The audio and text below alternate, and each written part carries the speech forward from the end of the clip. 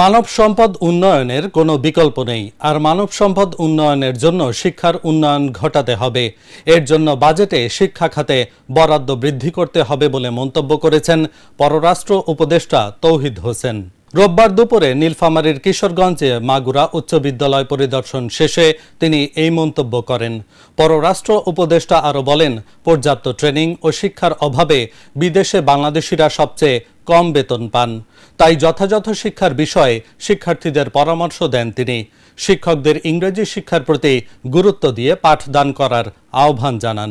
সেগুলিতে আবার আমাদের এখান থেকে যে ম্যানপাওয়ার এজেন্ট আছে তারা আমাদেরকে এক্সপ্লয়েট করে। আমি এটা তাদের মুখের উপরেও বলি যে আপনারা প্রচন্ডভাবে এক্সপ্লয়েট করতেছেন।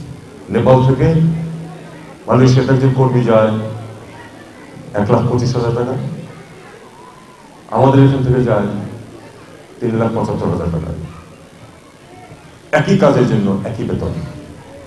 এটা আমাদের রাষ্ট্র ব্যবস্থার একটা ব্যর্থতা। রাষ্ট্র ব্যবস্থার ব্যর্থতা, কারণ এই মানুষগুলির বিরুদ্ধে আমরা কোনো ব্যবস্থা নিতে পারিনি, শাস্তির উদাহরণ তেমন নেই। আমি এটা কিন্তু বলি, ওই এজেন্টদের সামনেও বলি, আমার সরকারের সামনেও বলি যে এটা হলো এটা। কিন্তু তার থেকে বড় জিনিস যেটা আমি দেখেছি যে কাতারে একটা এয়ারপোর্টে কাজ করছে দুইজন মানুষ, একজন বাংলাদেশি, একজন ভারতীয়। একই কাজ করছে, টেবিল পরিষ্কার করা, প্লেটগুলো নিয়ে কিচেনে দেওয়া, ইত্যাদি ইত্যাদি। ভারতীয় বেতন বাংলাদেশের 3 গুণ, সরাসরি 3 গুণ। 100 টাকা হলে 300 টাকা, কারণ সে নিজে ইন্টারভিউ দিয়ে চাকরি পেয়েছে, সরাসরি ইন্টারভিউ ইংরেজিতে।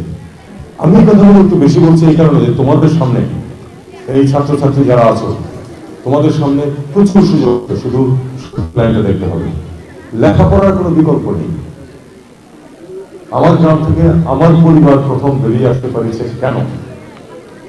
কারণ আমার বাবা ছিলেন গ্রামের প্রথম গ্রাজুয়েট 1942 সালে। আরেকজন গ্রাজুয়েট ছিলেন বাবার বন্ধু, 1 বছর জুনিয়র, তার সাথে এটাও কিন্তু উঠে আসছে, কারণ তারা আগে লেখাপড়া শিখতে পেরেছে।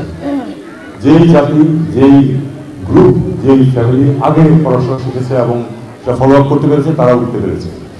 আমি তোমাদেরকে শুধু এটুকু বলবো, লেখাপড়ার দিকে মনোযোগী হোক, কারণ এর কোনো বিকল্প নাই। আমাদের কোনো শর্টকাট নেই। শর্টকাট যেহেতু নেই, কাজেই কঠিন পথে কিন্তু আমাদের এগোতে হবে। আমরা সবাই গিয়েছি কঠিন